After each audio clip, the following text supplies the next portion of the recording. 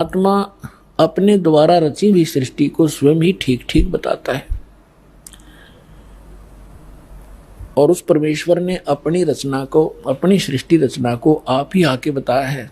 आज तक ब्रह्मा विष्णु महेश की कोई उत्पत्ति कहने वाला आदमी नहीं था। ऋषि वह ऋषि, चाहे कोई कितना विद्वान पाक रहा था। फिर क्या हुआ, अब थोड़ा सा ये मौखिक बता के फिर आपको शास्त्रों में दिखाऊंगा, तब आपका विश्वास दृढ़ होगा। तब ये तीनों पुत्र उत्पन्न हो गए। इसने क्या कर रखा है, ये देखिएगा, एक ब्रह्मांड है, ये एक ब्रह्मांड है। चित्र दिखाएंगे, इसका अंडे जैसी शेप है, एलिपिकल शेप है इसकी। ये देखिएगा, ये एक ब्रह्मांड का चित्र है। ये देखिए, ये एक ब्रह्मांड है इतना।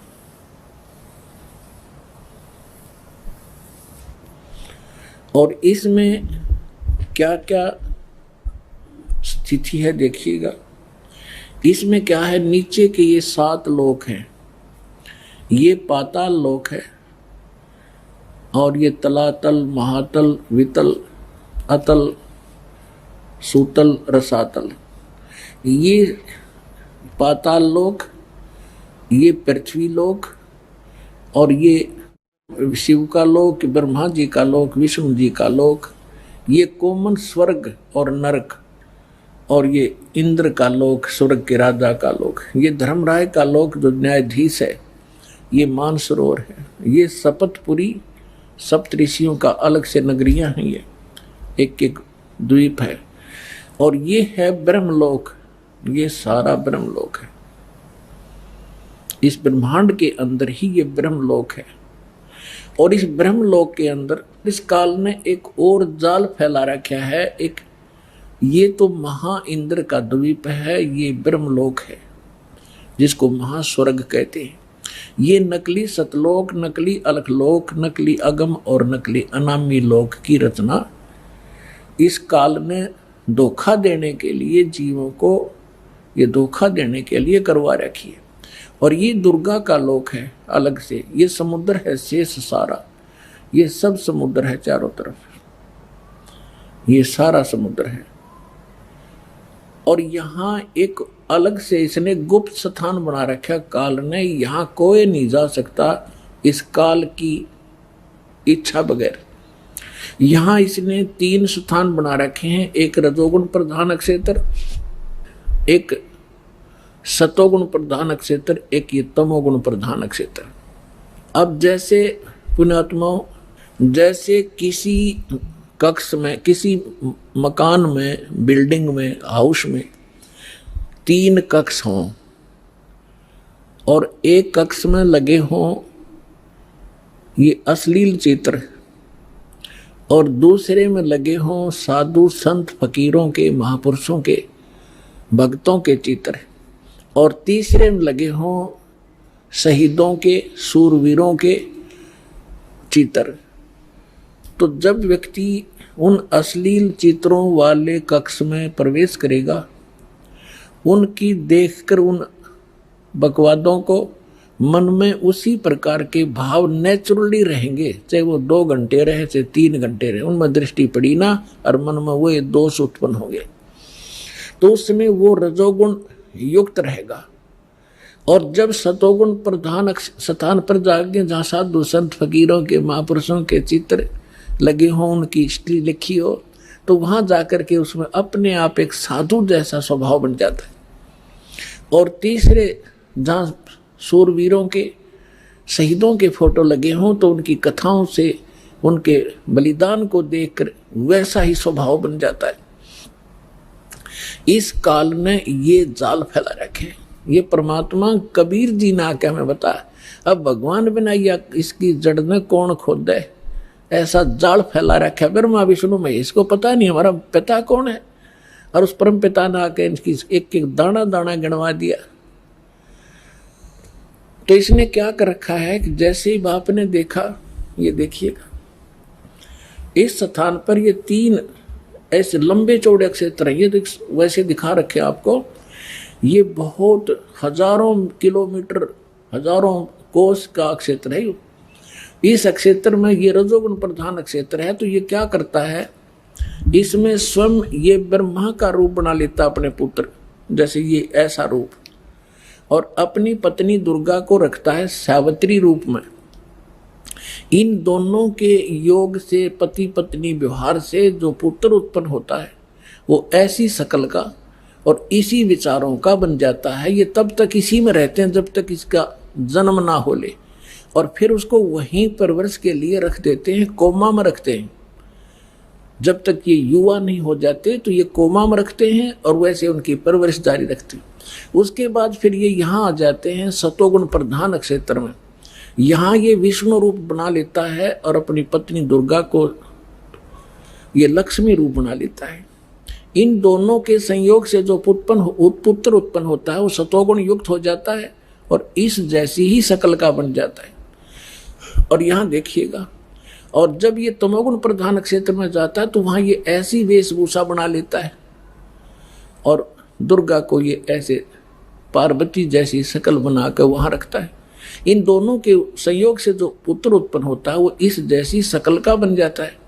फिर इन तीनों को ये कोमा में रख देता है और जब ये जवान हो जाते हैं, युवा हो जाते हैं, इन तीनों को इकट्ठा कर देता है। अब इससे पहले हम आपको परमात्मा कबीर जी द्वारा अपनी ये सारी हमारी सृष्टि रचना सुना रखी है और ब्रह्मा विष्णु महेश के कौन माता पिता हैं वो थोड़ा सा हिंट दूंगा। उसके बाद फिर आपको दिखाएंगे इन हमारे सदग्रंथों में जिनको हम श्रोधार्य मानते थे और सत्य ज्ञान युक्त पुराण, वेद, गीता, इनमें आपको रूबरू करेगा ये दास।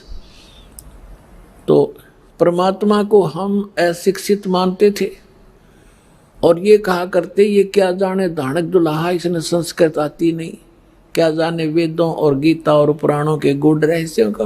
अरे भगवान तो चींटी से लेकर हाथी तक की भाषा जानता है, वो सब प्राणियों की भाषा जानता है। अब ये सिद्ध भी कर देगा दास आपको कि उस परमात्मा ने कैसे रजा बख्शी। अपनात्माओं, दास जो वचन बोलेगा ये सोच लेना 100% सच समझ लियो। अब ये जो इंस्ट्रूमेंट प्रोजेक्टर बनवाए हैं परमात्मा की देन है आप पुण्यात्माओं के लिए। पहले ये लोग अपनी अपनी कथा सुनाया करते थे, सदग्रंथों का नाम लिया करते थे, कोरी बकवाद सुनाया करते थे, शास्त्र विरुद्ध ज्ञान देते थे और हम इसलिए संतुष्ट रहते थे कि ये सभी विद्वान हैं, सदग्रंथों से परिचित हैं और इन्होंने ठीक ठीक सदग्रंथों को समझा होगा। आज पता चलेगा ये किसे विद्वान थे, ये खाकी कक भी पता नहीं था इनको। और उस परम पिता को जिसको धानक दुल्हा एक मजदूर और शूद्र कह के रिजेक्ट कर रखा था लाल को, उन्होंने 600 वर्ष पहले वो ज्ञान सुना रखा है जो वेदों और गीता पुराणों के अंदर विद्वान है। तो इससे पहले परमात्मा ने जो 600 वर्ष पहले ज्ञान धर्मदास जी को दिया था वो रूबरू करता हूं। ये देखिएगा कबीर सागर, ये वो सूक्ष्म वेद है। ये देखिएगा यहां पर, ये यहां से छपा है। मुद्रक एवं प्रकाशक हैं खेमरा श्री कृष्ण दास, अध्यक्ष श्री वेंकटेश्वर प्रेस, खेमरा श्री कृष्ण दास मार्ग, मुंबई। ये यहां से, और यहां देखिएगा ये प्रथम खंड कबीरपंथी भारत पथिक स्वामी युगलानंद बिहारी द्वारा प्रस्कृत, मुद्रक एवं प्रकाशक वही खेमरा श्री कृष्ण दास, ये सारे वही। ये है ज्ञान बोध और बोध सागर, कबीर सागर का एक अध्याय है बोध सागर और उसमें ये ज्ञान सागर एक बोध सागर खंड है, ज्ञान बोध एक इसमें चैप्टर है और ये 21 पृष्ठ पर आपको सुनाएंगे। यहां कहा है धर्मदास ये जग बोराना, कोई न जाने पद निर्वाणा। परमात्मा धर्मदास जी से कह रहे थे कि धर्मदास इस मोक्ष मार्ग को से कोई परिचित नहीं है और ना ब्रह्मा विष्णु महेश की सतीथि से परिचित हैं।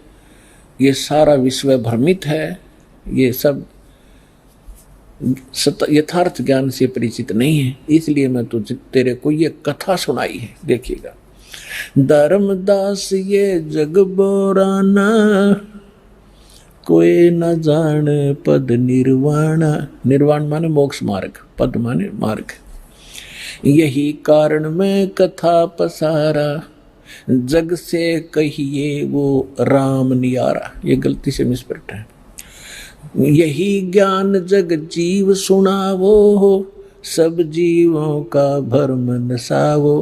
अब मैं तुमसे कहूँ चताई, तेरे देवन की उत्पत्ति बाई। होय होय, इन तीनों देवताओं का उत्पत्ति बताता हूँ तेरे को, जिनको तुम अजर अमर माना करते थे। इनके कोई माता पिता नहीं, ये सर्वेश्वर हैं, ये अजर अमर हैं। अब तुम्हें दिखाता सुनाता हूं इन तीनों देवताओं की उत्पत्ति। अब मैं तुमसे कहूँ चिताई, तेरे देवन की उत्पत्ति भाई। कुछ संक्षेप कहूँ गहुराई, सब संशय तुमरे मिट जाई।